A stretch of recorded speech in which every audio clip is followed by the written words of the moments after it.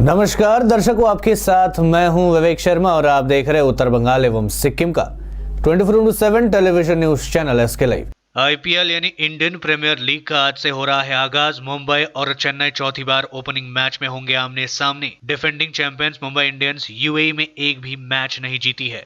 Indian Premier league IPL के 13वें season की आज से यूएई में शुरुआत होगी। पहला match defending champion Mumbai Indians और चेन्नई सुपर किंग्स सीएसके के बीच अबू धाबी में खेला जाएगा। टूर्नामेंट के इतिहास में चौथी बार है जब दोनों टीमें ओपनिंग मैच खेलेंगी।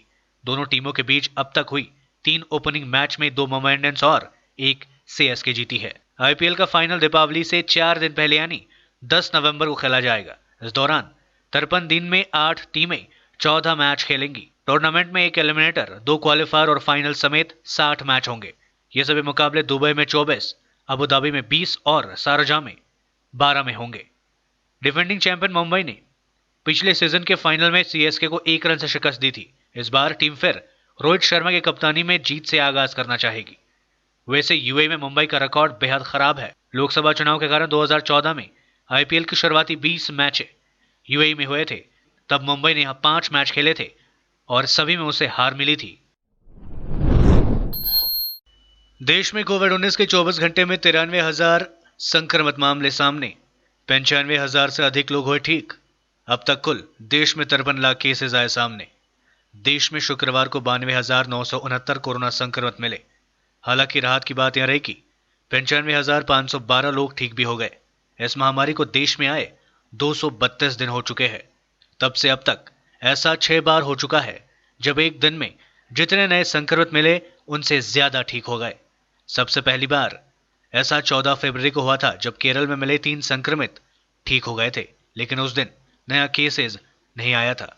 देश में अब तक कोरोना वायरस के कुल 53.05 लाख केसेस सामने आ चुके हैं। इनमें 42,05,201 लोग ठीक हो चुके हैं। 10,15,981 मरीजों का इलाज चल रहा है, जबकि कुल 85,625 लोगों ने अपनी जान गंवाई है। ये आंकड़े covid19india.org से लिया गया है।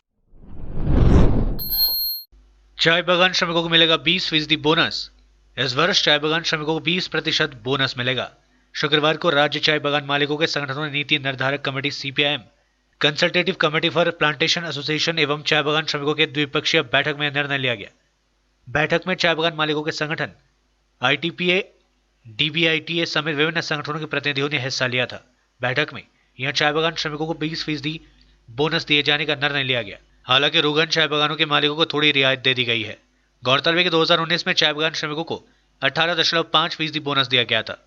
चाय बागान मालिकों के संगठन इंडियन टी एसोसिएशन के संस्थापक अमितांशु चक्रवर्ती ने बताया कि अच्छी हालत में रहे चाय बागान के श्रमिकों को 20% बोनस दिया जाएगा। उन्होंने कहा, कोरोना काल में श्रमिकों के दयनीय हालत देखकर इस वर्ष उन्हें 20% बोनस दिए जाने का निर्णय लिया गया।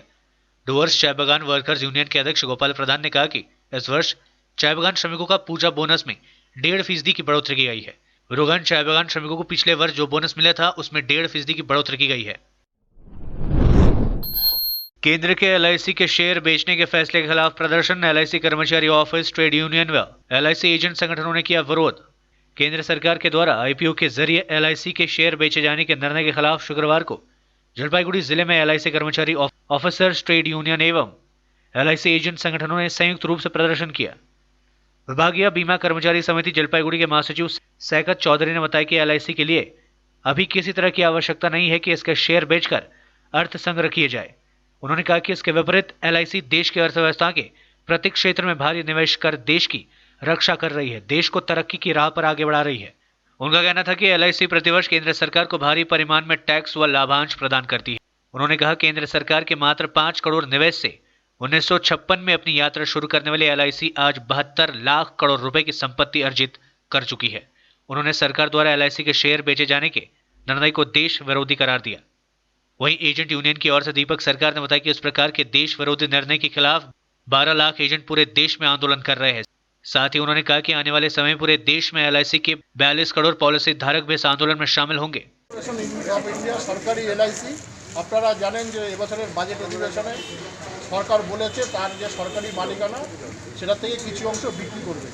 এবং সেটা বিক্রি করবে আইপিওর মধ্য দিয়ে। বিভিন্ন সংবাদপত্রে আমরা জেনেছি যে সংসদের যে বাজেট অধিবেশন চলছে সেই বাজেট অধিবেশনে হয়তো কেন্দ্রীয় সরকার এই সম্পর্কে কোনো বিল আনতে পারে। ইতিমধ্যেই বেশ কিছু জনবিরোধী, দেশের কৃষক বিরোধী বিল তারা এনেছে এবং অর্ডিন্যান্সগুলোকে পাশ করিয়েছে। আমরা এটার বিরোধিতা করছি এই কারণেই যে রাষ্ট্রায়ত্ত এলআইসি আজ থেকে প্রায় 64 বছর আগে 1956 সালে লোকসভায় এবং রাজ্যসভায় সংসদে একটি আইনের মধ্য দিয়ে কর্পোরেশন হিসাবে গঠিত হয়েছিল। এলআইসি কখনো কোম্পানি হিসাবে গঠিত হয়নি। কোনো কোম্পানি যদি মনে করে তার ব্যবসা বাড়ানোর জন্য তার পুঁজি দরকার, তাহলে যে প্রক্রিয়ায় তারা বাজার থেকে অর্থ সংগ্রহ করতে পারে তার একটা হচ্ছে আইপিও। কিন্তু যেহেতু এলআইসি হচ্ছে কর্পোরেশন হিসেবে গঠিত হয়েছে, কোনো কোম্পানি হিসেবে গঠিত হয়নি, আমরা মনে করি যে এলআইসির এই প্রক্রিয়া, আইপিও ইস্যু করার প্রক্রিয়া, এটা হচ্ছে কেবলমাত্র এলআইসি, রাষ্ট্রায়ত্ত এলআইসির স্বার্থবিরোধী। শুধু তাই না, দেশের অর্থনীতির স্বার্থবিরোধী। কারণ গত 64 বছরে এলআইসিকে সরকার 5 কোটি টাকার মূলধন যোগান দিয়েছিল 1956 সালে, এবং তারপর এলআইসির যে শ্রীবৃদ্ধি ভারতবর্ষের দেশের মানুষের সঞ্চয়কে এবং দেশের মানুষের আস্থা ও ভরসাকে কাজে লাগিয়ে এখনও পর্যন্ত 1,30,000 অফিসার, ডেভেলপমেন্ট অফিসার, কর্মচারী এবং প্রায় 12 লক্ষ এজেন্ট, তারা যেভাবে তিল তিল করে এই সংস্থাটাকে গড়ে তুলেছেন, তার মধ্যে 5 কোটি টাকার সম্পত্তি আজকে গোটা ভারতবর্ষে 31,94,000 কোটি টাকায় এলআইসির মোট সম্পদ পৌঁছে গেছে। আর এলআইসির যে দায় সেটা হচ্ছে 31,26,000 কোটি টাকা, অর্থাৎ প্রায় 80,000 কোটি টাকা। এলআইসির যে মোট দায় তার থেকে এলআইসির মোট সম্পদ সেটা 80,000 কোটি টাকা বেশি। সুতরাং এই সংস্থার কোনো মূলধনের যোগান দরকার নেই। সরকার যে যুক্তিগুলো দিচ্ছে সেই যুক্তিগুলো সম্পূর্ণই ভ্রান্ত। আমরা এর বিরুদ্ধে গোটা ভারতবর্ষ জুড়ে প্রচার করছি। ইতিমধ্যেই ভারতবর্ষের প্রায় 400 জন সাংসদ, তাদেরকে আমরা মিলিত হয়েছি এবং স্মারকলিপি দিয়ে বলেছি যে এই অধিবেশনে আপনারা এলআইসির আইপিও ইস্যু করার বিরুদ্ধে সংসদে সোচ্চার হবেন। আমাদের উত্তরবঙ্গের ক্ষেত্রে 8 জন যে সাংসদ, মাননীয় সাংসদ আছেন, তার মধ্যে ইতিমধ্যেই 5 জনের সাথে আমরা মিলিত হয়ে বা সোশ্যাল মিডিয়ার মধ্য দিয়ে ইমেল করে তাদেরকে আমাদের স্মারকলিপি পৌঁছে দিয়েছি। আমরা আশা করছি এর মধ্য দিয়ে ভারতবর্ষে যে আন্দোলন তৈরি হচ্ছে, সমস্ত অংশের মানুষের আন্দোলনের মধ্য দিয়ে এলআইসিকে দুর্বল করার এই চক্রান্তকে আমরা ব্যর্থ করব। আমার পরিচয়, আমার নাম সৈকত চৌধুরী, আমি ডিআইএ জলপাইগুড়ি সাধারণ সম্পাদক। दुनिया में कोरोना संक्रमितों का आंकड़ा 3 करोड़ के पार। फ्रांस में हालात बिगड़े, एक दिन में 13,000 से ज्यादा मामले आए सामने। दुनिया में संक्रमितों का आंकड़ा 3.06 करोड़ से ज्यादा हो गया है। इसी दौर में एक अच्छी खबर यह है कि ठीक होने वाले रोगियों की संख्या भी अब 2,23,00,000 से ज्यादा हो चुकी है। महामारी से मरने वालों की संख्या 9,55,000 से ज्यादा हो गई है। यह आंकड़े www.worldometers.info कोरोना वायरस के मुताबिक है। इधर अगस्त में देश के ज्यादातर हिस्सों में संक्रमण पर काबू पाने के बाद फ्रांस में इसकी दूसरी लहर देखने को मिली है। हालात तेजी से बिगड़ रहे हैं। शुक्रवार को हेल्थ मिनिस्ट्री ने बयान जारी कर बताया कि देश में एक दिन में 13,215 नए मामले सामने आए हैं। इससे भी ज्यादा फक्र की बात यह है कि मरने वालों का आंकड़ा भी 154 पहुंच गया है। अब यहाँ 31,249 लोगों की मौतें हो चुकी है। 3 महीने बाद एक दिन में इतने लोगों की मौत कोरोना के चलते हुई है। पश्चिम बंगाल में कोरोना वायरस के 24 घंटे में 3,192 नए मामले सामने और 59 लोगों की हुई मौत। संक्रमितों का आंकड़ा राज्य में 2.18 लाख के पार पहुंचा। पश्चिम बंगाल में शुक्रवार को कोरोना वायरस के 24 घंटे में 3,192 नए मामले सामने आए और 59 लोगों की मौत हो गई। राज्य स्वास्थ्य विभाग द्वारा जारी मेडिकल बुलेटिन के अनुसार राज्य में कुल संक्रमितों का आंकड़ा अब 2,18,772 पहुंच चुका है, जिनमें से 24,509 एक्टिव केसेज है। वहीं पिछले 24 घंटे के दौरान 59 लोगों की मौत होने के बाद मरने वालों की संख्या 4,242 पहुंच चुकी है। दूसरी ओर पिछले 24 घंटे में 2,960 मरीजों को अस्पताल या सेफ होम से डिस्चार्ज कर दिया गया। इसके बाद राज्य में कोरोना वायरस से ठीक होने वाले रोगियों की संख्या बढ़कर 1,90,021 हो गई है। रिकवरी रेट बढ़कर 86.86% हो गई है। लेते छोड़ा सा ब्रेक, फिर मिलेंगे ब्रेक के बाद। आजादी से शुरू हुआ स्वदेशी अभियान, गांव गांव में बिजली आई, रोशन हिंदुस्तान, मंगल तक भी जा पहुंचा स्वदेशी मंगलयान। तो फिर क्यों ना हो हिंदुस्तानी अपना सब सामान, हम बदलेंगे तभी तो बदलेगा ये हिंदुस्तान। सूर्या, आत्मनिर्भर भारत की पहचान।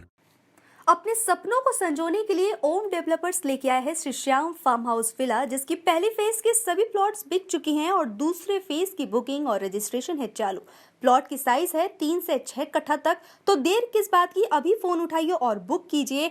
Shri Shyam farm house villa, Phulbari. Contact number 9609784045 या 9733036000। बहुत जल्द इसके तीसरे फेज की प्लॉट भी लॉन्च होने जा रही है। रेडीमेड की होलसेल दुकान जहां मिली सारा सामान, राजधानी गारमेंट्स है जिसका नाम। बच्चों से लेकर बड़ों तक लेडीज और जेंट्स के रेडीमेड कपड़ों के थोक विक्रेता। विजिट करें, व्हाट्सएप करें या कॉल से ही ऑर्डर करें। राजधानी garments, 2nd floor, stall number 246-47, Gaurishankar market, विधान रोड, सिलीगुड़ी। कॉन्टैक्ट नंबर 8348888881 या 9324953228। आज जहां कोरोना से सभी है परेशान, हम लाए हैं कमाने का तरीका आसान। 21वीं सदी में महिलाएं आत्मनिर्भर होकर स्वाभिमान के साथ जीना चाहती है। अगर आप एक गृहिणी हैं और घर से ही मुनाफे वाला व्यवसाय करने का सोच रहे हैं, तो आपके लिए सुनहरा मौका लाए हैं टपरवेयर के सिलीगुड़ी स्थित पूरे नॉर्थ बंगाल के डिस्ट्रीब्यूटर नारायणी पार्टी सेल्स। तो सोचिए नहीं, स्क्रीन में दिए गए नंबर में संपर्क कीजिए और विस्तृत जानकारी लीजिए। घर बैठे पैसे कमाए, आज ही फ्री मेंबरशिप लीजिए, अपने सपनों को पूरा कीजिए। मुश्किल की इस घड़ी में आपका साथ ही सिर्फ टपरवेयर के लिए एसके लाइव ही बेस्ट ऑप्शन है। एसके लाइव का इस क्षेत्र में 24 घंटा टेलीविजन, एंड्रॉइड ऐप और वेबसाइट पर प्रसारण होता है। सोशल मीडिया पर भी हम उपलब्ध हैं। हमारी व्यूवरशिप 9 लाख से अधिक है। सिक्किम, हैथवे और NXT डिजिटल पर, दार्जिलिंग और कालिम्पोंग में दोनों हैथवे और CCN सेटअप बॉक्स पर, क्लामपुर से लेके मैनागुड़ी हैथवे पर, सिटी केबल पर सिलीगुड़ी और आसपास, नक्सलबाड़ी से पानी टंकी तक NXT डिजिटल में। तो सोचिए नहीं, कॉल करें 7908554308। ब्रेक के बाद आपका फिर से स्वागत है। बढ़ते हैं खबरों की तरफ। बंगाल और केरल में NIA को मिली बड़ी कामयाबी। छापेमारी में अलकायदा के 9 आतंकी गिरफ्तार, बड़े हमले की थी तैयारी। मुर्शिदाबाद, पश्चिम बंगाल और एर्नाकुलम, केरल में कई जगह पर की गई छापेमारी में राष्ट्रीय जांच एजेंसी NIA ने आतंकियों को गिरफ्तार किया। NIA की छापेमारी में अलकायदा के 9 आतंकियों को गिरफ्तार किया गया है। जानकारी के अनुसार ये आतंकी दिल्ली समेत देश के कई जगहों पर हमले की तैयारी में थे। ये अलकायदा के आतंकी कश्मीर जाकर हथियारों की डिलीवरी करने की फिराक में थे। राष्ट्रीय जांच एजेंसी NIA ने आतंकी संगठन अलकायदा के भारत में मॉड्यूल का भांडाफोड़ किया है। एजेंसी ने पश्चिम बंगाल के मुर्शिदाबाद और केरल के एर्नाकुलम में छापा मारकर 9 संदिग्ध आतंकियों को गिरफ्तार किया है। NIA ने कुख्यात आतंकी संगठन अलकायदा के जिन 9 आतंकियों को गिरफ्तार किया है, उनमें पश्चिम बंगाल से लियोयून अहमद, अबू सुफियान तथा केरल से मोशर्रफ हसन व मुर्शिद हसन शामिल है। भारी बारिश के कारण कालियागंज के कई इलाकों में जल जमाव की स्थिति, लोगों को राहत शिविरों में पहुंचाया गया। उत्तर दिनाजपुर जिले के कालियागंज नगरपालिका के कई वार्डों में जल जमाव की स्थिति देखी गई। दरअसल पिछले 2 दिनों से हुई लगातार भारी बारिश के कारण नदियों का जल स्तर काफी बढ़ गया है। इसके कारण निचले इलाकों में जल जमना शुरू हो गया है। कालियागंज नगरपालिका के 16 नंबर वार्ड के उत्तर चिलपाड़ा की अवस्था सबसे ज्यादा खराब है। यहाँ पर 35 लोगों को नगरपालिका द्वारा तैयार किए गए राहत शिविरों में पहुंचाया गया है। यहाँ पर लोगों के लिए सभी प्रकार से देखभाल की जा रही है। नगरपालिका के चेयरमैन कार्तिक पाल ने बताया कि राहत शिविरों में लोगों को किसी प्रकार की कोई दिक्कतें न हो, इसका विशेष ध्यान रखा जा रहा है। उल्लेखनीय कि कार्तिक चंद्रपाल जलमग्न विभिन्न वार्डों में गए थे और लोगों से मिलकर बातचीत भी की और उनकी समस्याएं भी सुनी। पाल ने बताया कि कुछ इलाकों में जल जमने से लोगों को भारी परेशानियों का सामना करना पड़ा। भारी बारिश के कारण ऐसा हो रहा है। उन्होंने कहा कि जिन इलाकों में जल जमाव है, वहां पर जल निकासी के लिए युद्ध स्तर पर काम चल रहा है। नगरपालिका में काफी बड़े पैमाने पर ड्रेनेज का काम चल रहा है और जब काम खत्म हो जाएगा तब जल जमाव की समस्या भी समाप्त हो जाएगी। लास्ट 5 दिन धरे अतिरिक्त बृष्टि होच्छे कालियागंज शहरे এবং এই বছর বৃষ্টির পরিমাণটা ম্যাক্সিমাম এখন অবধি থামছে না। এর আগে কালিয়াগঞ্জ পৌরসভা 16 নম্বর ওয়ার্ডে যে জায়গাটা অ্যাকচুয়ালি খুবই নিচু এবং খাল নয়নজলি রয়েছে, সেখানে কিছু মানুষ হয়তো একটা সস্তায় জায়গা পেয়েছে, সেই জন্য বাড়ি করে নিয়েছে, একটা মাথা গোজার ঠাইও করেছে। কিন্তু প্রায় বৃষ্টি হলেই সেখানে ম্যাক্সিমাম জল জমে যায়। বছরে বর্ষার টাইমে তাদের খুবই কষ্ট। সেই অবস্থা থেকে এবারও জল হয়েছিল, তখন আমরা মানুষকে কিছুটা জায়গায় অন্য জায়গায় সরিয়ে দিয়েছিলাম, আমাদের মিউনিসিপ্যালিটির কমিউনিটি সেন্টার, স্কুল সহ বিভিন্ন জায়গায়। তার লাস্ট এই 5 দিনের বৃষ্টিতে মাঝে তারা সবাই বাড়ি চলে গিয়েছিল। লাস্ট এই 5 দিনের বৃষ্টিতে তারা আবার আমাদের সেই ক্যাম্পগুলোতে চলে এসছে এবং কিছু মানুষ যাদের হয়তো বাড়িতে জল ওঠেনি কিন্তু রাস্তায় জল চলাচলের অসুবিধা হচ্ছে, আমরা মোটামুটি দেখে এলাম এবং কালিগঞ্জ পৌরসভার তরফ থেকে আমাদের তাদেরকে যেরকম খাওয়ার জলের ব্যবস্থা থেকে শুরু করে খাওয়ার ব্যবস্থা, শুকনো খাওয়ার যেরকম চাল ডাল তেল আলু মশলা সবই আমরা ব্যবস্থা করে দিচ্ছি, পানীয় জলের ব্যবস্থা, এবং আমাদের হেলথ টিম রয়েছে তারাও সবসময় তাদের খেয়াল রাখবে এবং তার সাথে খুব তাড়াতাড়ি যাতে বৃষ্টিটা থেমে যায় এবং ওখানে প্রচুর পরিমাণ জল, বিশেষ করে 16 নম্বর ওয়ার্ডের যে জায়গাটা রয়েছে সেখানে আমরা আমাদের যে কালভারটা রয়েছে গিন্নিদেবী স্কুলের পাশে সেখান দিয়ে জলটা যাতে খুব ভালো যায় তার জন্য আমরা সেখানে একটা মেশিনেরও ব্যবস্থা করব যাতে পুজোর আগে মানুষগুলো সবাই বাড়ি ফিরে যেতে পারে। এবং সত্যিই খুব কষ্টের মধ্যে তারা আসে। আগামীতে আমাদের পিডব্লিউডি যে রাস্তা শুরু হয়েছে তার সাথে কালভার্ট ও ড্রেন রয়েছে, আশা করছি হয়তো আগামীবার এতটা জল সেই ওয়ার্ডটায় হবে না, কিন্তু খুবই নিচু তো আগাগোড়াই সেখানে জল নামে। বাকি অন্যান্য ওয়ার্ডেও কিছু জলের সমস্যা রয়েছে কিন্তু বেশিরভাগ ক্ষেত্রেই নেমে গেছে। শহরের বিভিন্ন জায়গায় একটু জল হচ্ছে কারণ বিভিন্ন জায়গায় ড্রেনগুলো কাটা রয়েছে, কোথাও হয়তো ড্রেনের কাজ চলছে, কিন্তু ড্রেনের যে মূল লেআউটটা সেখানে গিয়ে আটকে গিয়েছে। সেই কাজগুলো কমপ্লিট হয়ে গেলে আশা করি সেই জলগুলোও নেমে যাবে। আর তাছাড়া শহরে তো বাইরের কোনো জল ঢোকে না, এখানে একটু ওয়াটার লগিং হয়। বিভিন্ন জায়গাটা কিছুটা জায়গা মিডিলটা এতই নিচু রয়েছে যাতে সেখানে জলগুলো আর বেরোতে পারে না। আমাদের পৌরসভার চেষ্টা রয়েছে আমরা যাতে আরও ছোট ছোট ড্রেন করে বড় বড় হাই ড্রেনগুলোর সাথে মিলিয়ে দিয়ে সেই জলগুলো যাতে। विष्णुपुर के भाजपा सांसद सौमित्र खान ने इस्लामपुर में भाजपा समर्थकों के साथ की चाय पर चर्चा।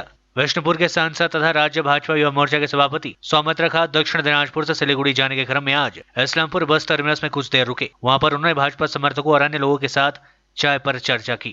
इस अवसर पर युवा मोर्चा टाउन सभापति जय दत्ता, दुलाल नंदी सहित काफी संख्या में भाजपा समर्थक और स्थानीय लोग उपस्थित थे। सिलीगुड़ी में आयोजित एक कार्यक्रम में सौमित्र खान भाग लेंगे, उसके बाद वहां बुनियादपुर में जाएंगे, वहां भी एक कार्यक्रम में भाग लेंगे। दाड़ीभीत में आयोजित कार्यक्रम में वहां भाग लेंगे, वहां पर पुलिस की गोली से हुई 2 छात्रों की मौत को लेकर अपनी बात रखेंगे और सीबीआई जांच की मांग करेंगे। इस अवसर पर भाजपा के कई दिग्गज नेता भी उपस्थित रहेंगे।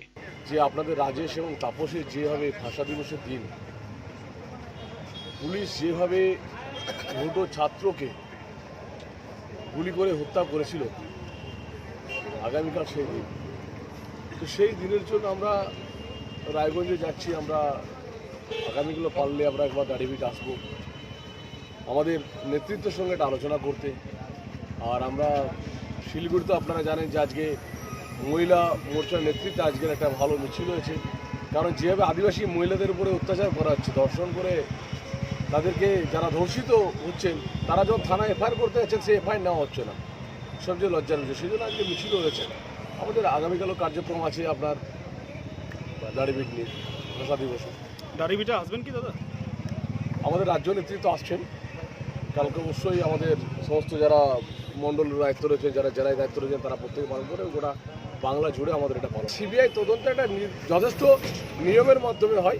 আমরা রাজেশ এবং তাপসের জন্য আমরা দিল্লিতে আমরা ধর্ণা দিয়েছিলাম, এটা নিয়ে রাষ্ট্রপতির কাছেও আমাদের যাওয়া হয়েছিল, কেন্দ্রীয় রাষ্ট্রমন্ত্রীর কাছেও যাওয়া হয়েছিল, কিন্তু হাইকোর্টে এটা চলছে।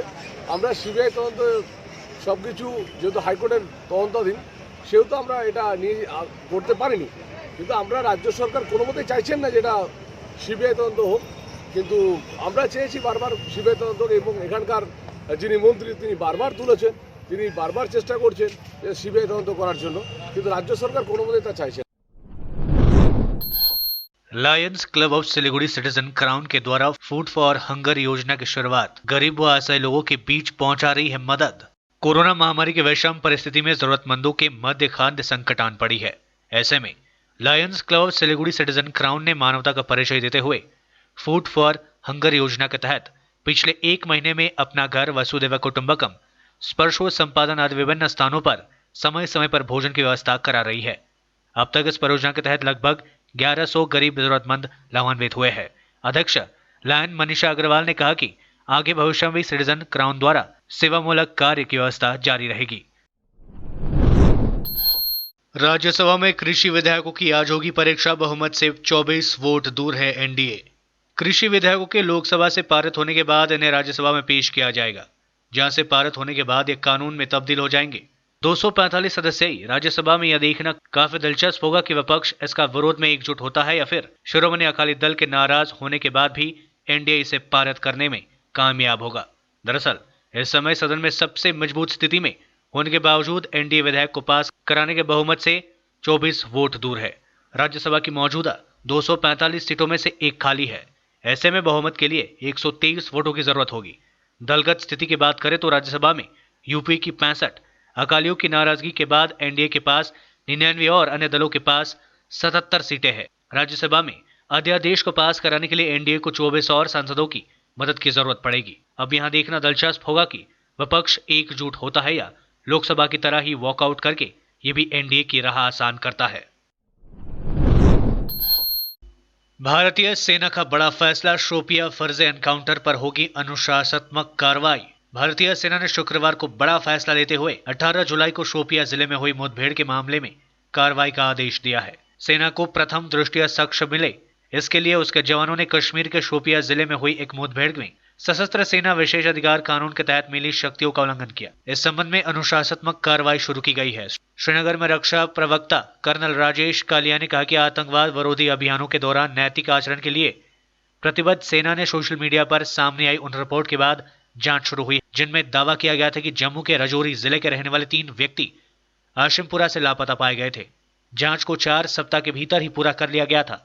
इस घटना में पीड़ितों ने सेना की कार्रवाई पर सवाल उठाया था और 3 लोगों के पीड़ित परिवारों का आरोप है कि यह फर्जी एनकाउंटर था। इस घटना में जिन लोगों को मारा गया उनका आतंकवाद से कोई लेना देना नहीं था। जो 3 लोग मारे गए थे उनका डीएनए रिपोर्ट अभी भी आना बाकी है। इस साल जुलाई महीने में हुए इस मुठभेड़ में 3 लोग मारे गए थे। बाद में परिजनों की शिकायत पर सेना ने इसकी जांच शुरू की थी। आज के लिए बस इतना ही और मुझे दीजिए इजाजत और देखते रहिए एसके लाइव, आपका समय आपकी खबर। धन्यवाद।